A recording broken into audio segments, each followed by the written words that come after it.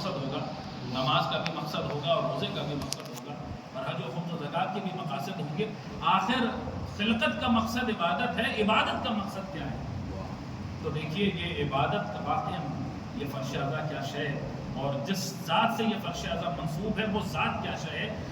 مقصد خلقت عبادت ہے، یہ تو قرآن صامت نے بتا دیا ہے، لیکن مقصد عبادت کیا ہے یہ اگر حسین جیسے قرآن ناطق نہ ہوتے کیا کہنے، واہ یہ بات کبھی سمجھ میں نہ آتی کہ مقصد عبادت کیا ہے۔ جب سید الشعب مشہور و معروف یہ تفسیر ہے اور اہل نظر اس سے واقف ہیں، تفاسیر اہل بیت میں اس آیت کے ذیل میں یہ روایت بارہا آپ کو مل جائے گی، اور میں کس تفسیر کا نام ہوں، تفسیر برہان پڑھیے، تفسیر برزخلین پڑھیے، روایات آل محمد میں جب اس آیت کی تفسیر جن مفسرین نے مکتب تشیع نے کی ہے تو سید الشہداء کی اس حدیث کو نقل کیا ہے کہ مولا حسین سے جب اس آیت کے معنی پوچھے گئے کہ جنات اور انسانوں کو خلق کیا گیا ہے عبادت کے لیے، اس آیت کی تفسیر کیا ہے، تو مولا حسین نے مقصد عبادت بیان کرتے ہوئے فرمایا کہ یہاں پر یعبدون سے مراد یعرفون ہے۔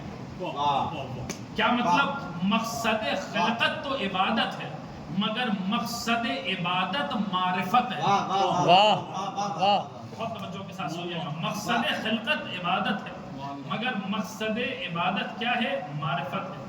کس کی معرفت ہے؟ کس کو پہچاننا؟ نماز کا مقصد معرفت، روزے کا مقصد معرفت، حج کا مقصد معرفت، خمس و زکوٰۃ کے مقاصد کیا ہے؟ معرفت۔ معرفت کس کی معرفت؟ کس کو پہچاننا ہے؟ کس کی معرفت حاصل کرنا ہے؟ تو نہج البلاغہ پہلا یہ خطبہ امیر المومنین فرما رہے ہیں اول الدین معرفت ہو، دین کی ابتدا ہی اللہ کی معرفت سے ہوتی ہے، یعنی نماز کا مقصد اللہ کی معرفت، روزے کا مقصد اللہ کی معرفت، حج و خمس و زکوٰۃ کا مقصد اللہ کی معرفت۔ اللہ کی معرفت، بہت توجہ کے ساتھ سنیے گا، اللہ کی معرفت، اللہ کی معرفت۔ معرفت کسے کہتے ہیں؟ معرفت کا جو مشہور زمانہ ترجمہ ہے وہ کیا ہے؟ معرفت کے معنی ہے پہچاننا۔ پہچانا کیسے جاتا ہے؟ میں آپ کے سامنے آیا، آپ نے مجھے دیکھا، آپ نے میرے عادات و اطوار کو دیکھا، میری گفتگو کو سنا، جیسے جیسے آپ میرے ساتھ رہتے رہیں گے، آپ میرے ساتھ جو ہے وہ بات چیت کرتے رہیں گے، اٹھتے بیٹھتے رہیں گے، رفتہ رفتہ آپ مجھے پہچانتے چلے جائیں گے۔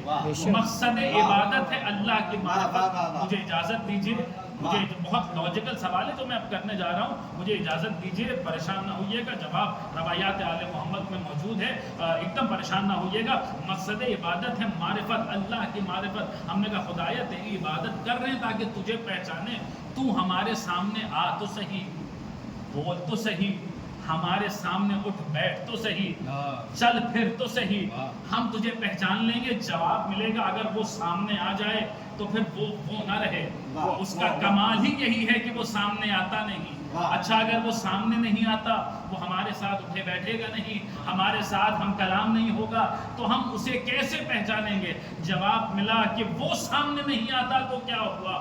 اس نے کچھ ایسی ہستیوں کو خلق کیا ہے کہ جنہیں اس نے اپنے صفات و کمالات کا آئینہ بنایا ہے، اپنے صفات و کمالات کا مظہر بنایا ہے، اپنے صفات و کمالات کا آئینہ بنایا ہے، اور وہی ہستیاں ہیں جو تمہارے سامنے آتی ہیں، تمہارے سامنے کلام کرتی ہیں، تمہارے سامنے گفتگو کرتی ہیں، تمہارے سامنے اٹھتی ہیں، بیٹھتی ہیں، بولتی ہیں، چلتی ہیں، پھرتی ہیں، نماز پڑھتی ہیں، خطبہ دیتی ہیں۔ وہی ہستیاں، وہ کون سی ہستیاں ہیں؟ کتاب بصائر الدرجات 11ویں امام کے صحابی کی لکھی ہوئی کتاب، وہ کون سی ہستیاں ہیں کہ جن کے ذریعے خدا پہچانا جاتا ہے؟ نہ پتہ چلتا اگر میرا پانچواں امام پکار کے نہ کہتا کہ امام فرما رہے ہیں کہ بنا عبد، تین جملے امام پنجم کی، وہ تینوں کلمات سنیے، امام پنجم فرماتے ہیں بنا عبد اللہ، بنا عرف اللہ، بنا وحد اللہ، ہمارے ذریعے اس کی وحدانیت کے چرچے ہوتے ہیں۔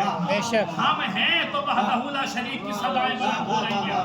بنا وحد اللہ، بنا عبد اللہ، امام نے اپنی عین اللہ نظروں سے کائنات کے چپے چپے اور ذرے ذرے کو دیکھا، اور دیکھا کہ پوری کی पूरी कायनात शऊरी तौर पे या लाशऊरी तौर पे हर शय अल्लाह की इबादत में मशगूल है, वो जानती हो ना जानती हो, पहचानती हो ना पहचानती हो। अल्लाह कुरान में कहता है लव सल्लम मन फिस समावाति वल अर्द करहन व तौअन व इलैहि यरजिऊन। हर शय अल्लाह के अम्र को तस्लीम करने वाली है, चाहे वो कराहत के साथ करे और चाहे माइल व इताअत होके करे, और सबको बहरहाल पलट के उसी की तरफ चलना है। कहीं कहता अलम तरा अन्नल्लाह अन यस्जुद लहु मन फिस समावाति व मन फिल अर्द व शम्स वल कमर वल नुजूम वल जिबाल। रसूल क्या आपने नहीं देखा कि जो कुछ आसमानों में है और जो कुछ जमीन पर है हर शय अल्लाह के आगे सजदा रेज है, और सूरज भी सजदा कर रहा है और चांद भी सजदा कर रहा है और सितारे भी सजदा कर रहे हैं। यानी पूरी की पूरी कायनात शऊरी तौर पे या लाशऊरी तौर पे कायनात का जर्रा जर्रा उसकी इबादत में मसरूफ है। और इमाम ने इस भरी पूरी कायनात को देखा, कितनी बड़ी है कायनात, कौन हिसाब लगा सकता है कि कायनात कितनी बड़ी है। ये आज के मॉडर्न साइंस नासा वाले कहते हैं कि ऑब्जर्वेबल यूनिवर्स का डायमीटर खाली तकरीबन 9 बिलियन लाइट ईयर्स है। खुदा जानता है कि अनऑब्जर्वेबल यूनिवर्स कितना बड़ा है, और ये तो आलम शहूद है। खुदा जानता है कि आलमुल गैब कितना बड़ा है, खुदा जानता है आलम मलकूत की हदें क्या है, खुदा जानता है आलम जबरूत कितना फैला हुआ है, खुदा जानता है कि आलम लाहूत की हदें क्या है। बहरहाल जो कुछ भी है हर शय उसके आगे सर तस्लीम खम किए हुए है, उसके आगे इबादत में मसरूफ है। इमाम ने उस भरी हुई कायनात को देखा कायनात का जर्रा जर्रा उसकी इबादत में मसरूफ है। और फिर इमाम ने फरमाया कि बिना उबद अल्लाह, हम है वो कि जिसके जरिए अल्लाह की इबादत की जाती है। वाह वाह वाह वाह वाह वाह। हमारे जरिए अल्लाह की इबादत होती है। अच्छा इबादत तो सब कर रहे हैं, लेकिन मकसद इबादत क्या है? तो मकसद इबादत है मारिफत। वो सामने आए तो पहचाना जाए, नहीं सामने आता तो कैसे पहचाने जाएंगे। इमाम ने पढ़कर एक और जुमला कहा और ये सारी पहेली सुलझा दी और ये सारे मामलात हल कर दिए। और इमाम ने फरमाया बिना उबद अल्लाह, हमारे जरिए अल्लाह की इबादत होती है। बिना वाहिद अल्लाह, हमारी जरिए उसकी वहदानियत के चर्चे होते हैं। और सिर्फ यही नहीं बल्कि अल्फाज बदल के फिर इमाम ने फरमाया कि लौलाना मा वाहिद अल्लाह, ज़बान तशरीफ फरमाए। अब ये अल्फाज में जो तब्दीली आ रही है उसे बेहतर समझ पाएंगे। इमाम फरमाने लौलाना मा उबद अल्लाह, अगर हम ना होते तो उसकी इबादत ना हो रही होती। लौलाना मा उबद अल्लाह, हम ना होते तो उसकी इबादत ना हो रही होती। लौलाना मा वाहिद अल्लाह, हम ना होते तो उसकी वहदानियत के चर्चे ना हो रहे होते। और फिर इमाम ने फरमाया लौलाना मा उरिफ अल्लाह, अगर हम ना होते, तुम क्या हो आदम की औलाद, तुम क्या हो, तुम्हारे बाबा आदम को भी पता ना चलता कि खुदा क्या है। सलावत पढ़ दे।